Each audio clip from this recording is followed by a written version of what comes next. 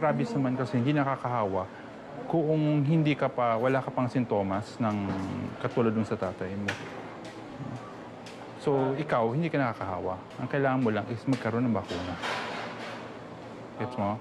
So, magiging nakakahawa ka lang kung umabot ka na dun sa point na katulad dun sa tatay mo na meron ng ganyang klaseng sintomas. Kasi yun nga, kaya ako na itanong, uwi ako sa amin, may mga anak kong bata, mga asawa ko.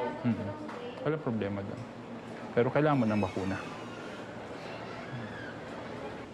Sa ibang sakit, hindi ka man lang binigyan ng pagkakataon kahit 1% lang eh. 100% ganun kaagad. Kung sana ay yung 100%, sana naman ay mabuwasan ngayon yung sinasabi ng doktor.